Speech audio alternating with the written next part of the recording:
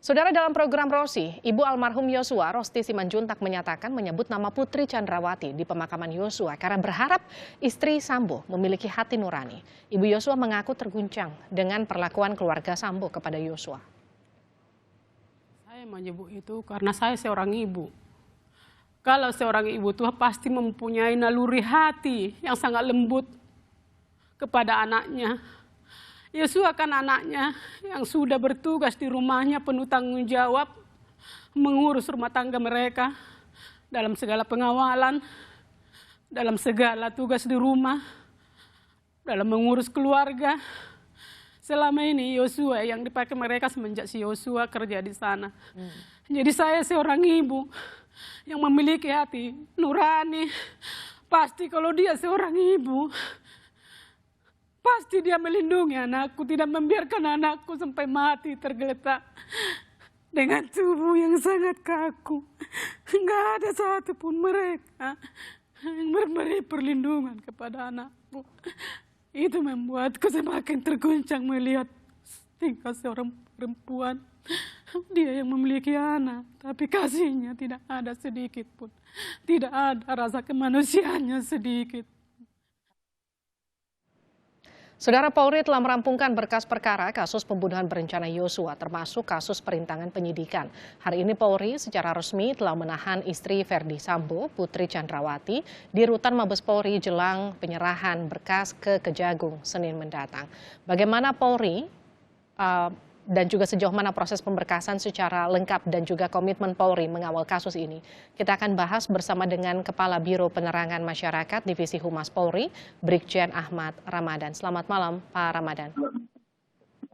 Selamat malam.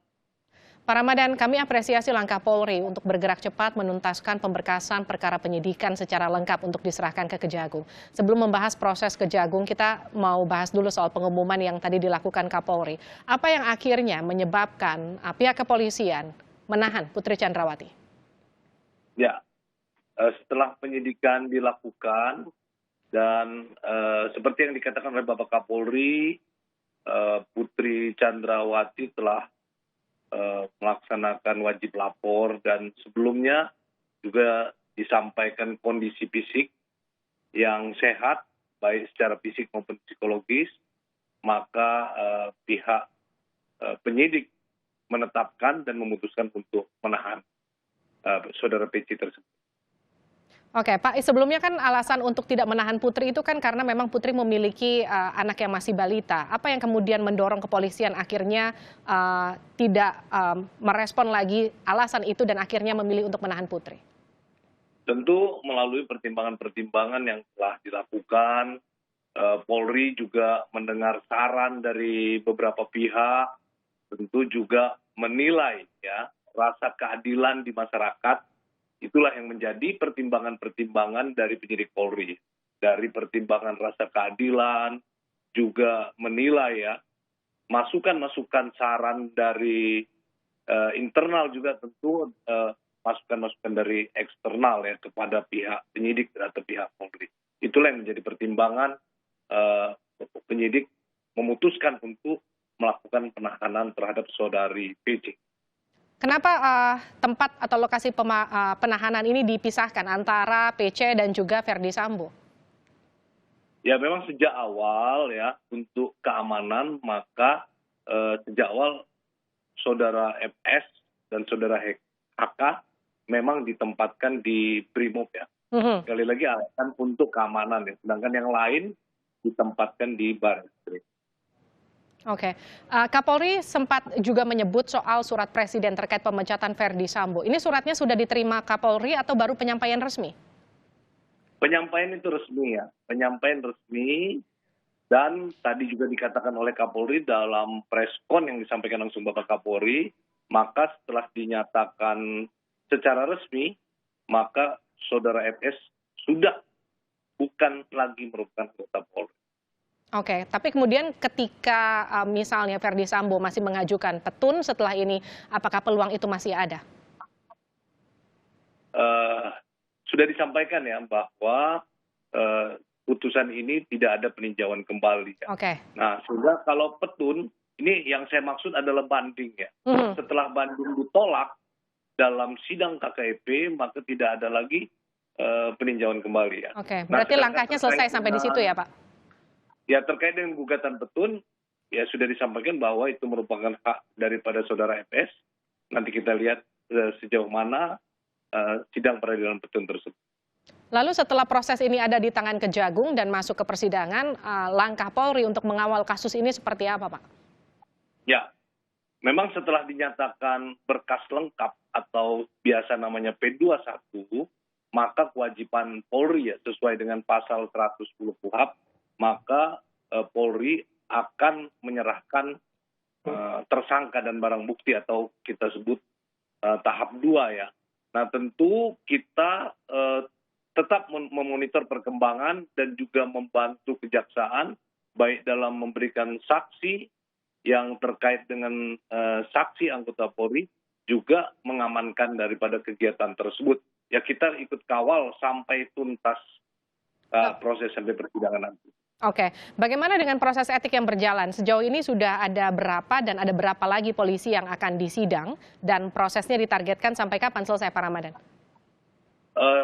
Selama ini ada 35 ya, sampai saat ini ada 35 anggota Polri yang diproses.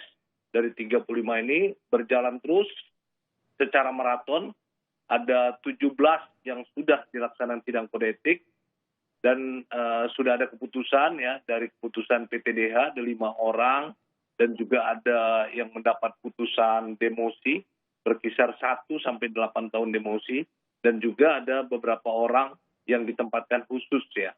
Kemudian 18 ya, dari 35 ini 17 sudah dilakukan secara maraton, sisanya 18 ini masih akan terus berjalan sampai tuntas.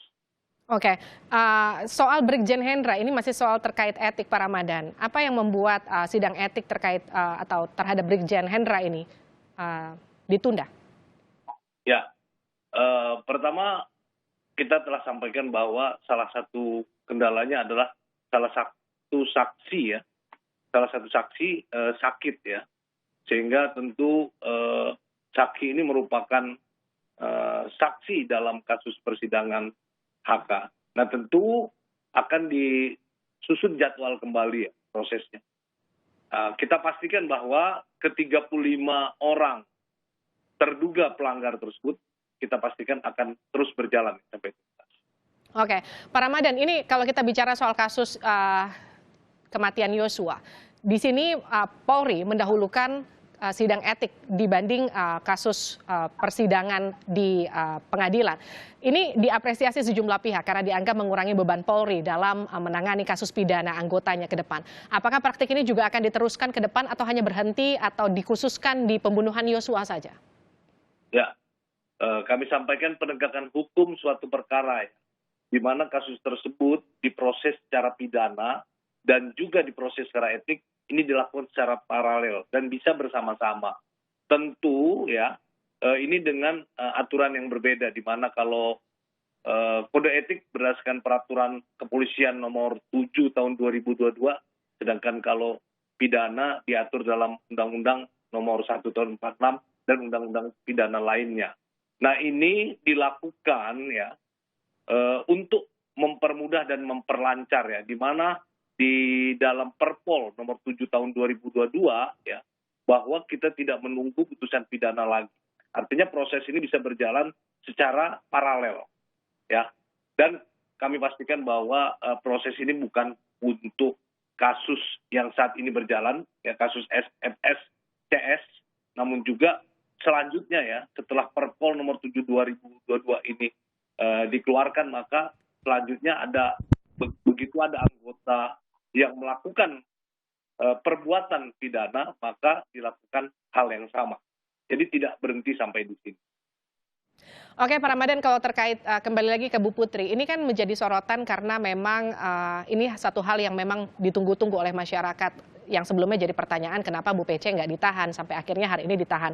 Apakah kemudian ini akan ada perlakuan khusus di sel nanti, mengingat kalau dulu alasannya karena memang ia memiliki balita, ada juga kendala kesehatan terutama soal kejiwaannya yang juga menjadi salah satu alasan kepolisian lama untuk menahan?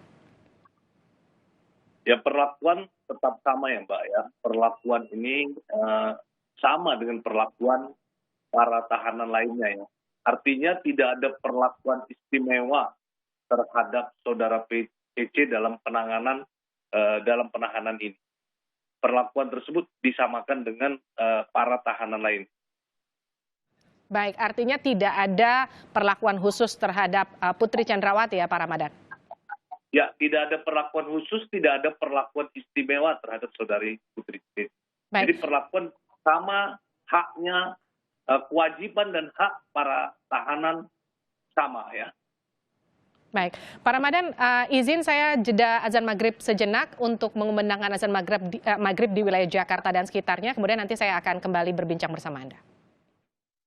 Selamat menunaikan ibadah sholat maghrib untuk Anda yang berada di wilayah Jakarta dan sekitarnya. Kita lanjutkan dialog dan juga perbincangan kita bersama dengan Kepala Biro Penerangan Masyarakat Divisi Humas Polri, Brigjen Ahmad Ramadan. Pak Ramadan kembali bersama saya Pak. Saya mau tanyakan soal konsorsium 303 yang juga tadi disampaikan oleh Kapolri. Sejauh ini penyelidikannya sampai mana Pak? Ya, tadi telah disampaikan oleh Bapak Kapolri ya bahwa telah dilakukan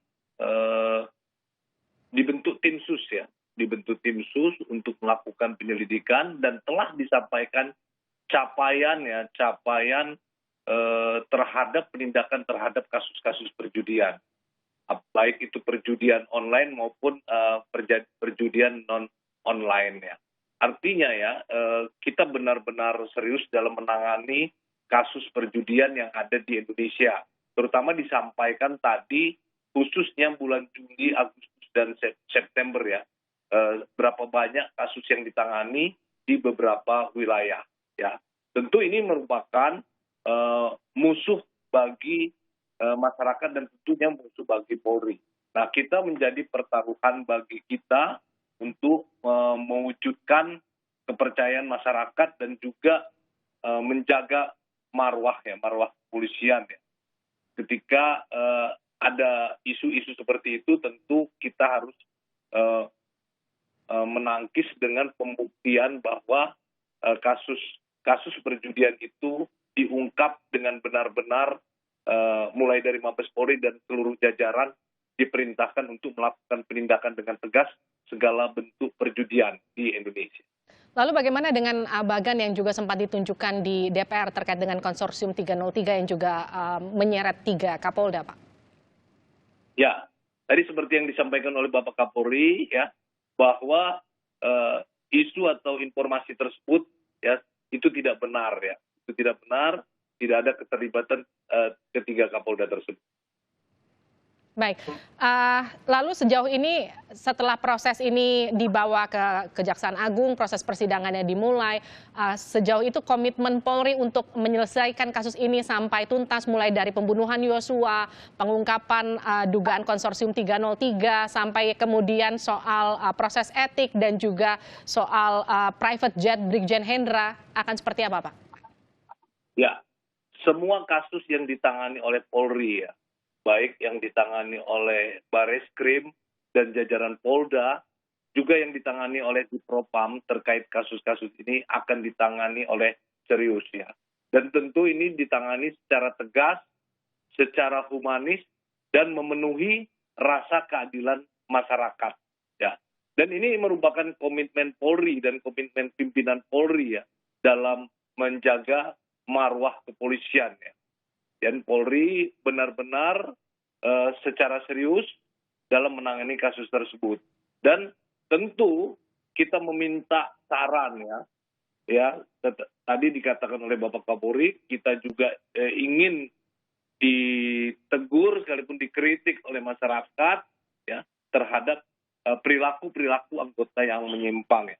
Kita membuka layanan pengaduan masyarakat yang ada di Polri, baik secara langsung maupun rasa online. Baik, terima kasih telah bergabung bersama kami Brigjen Ahmad Ramadan di Sapa Indonesia Malam.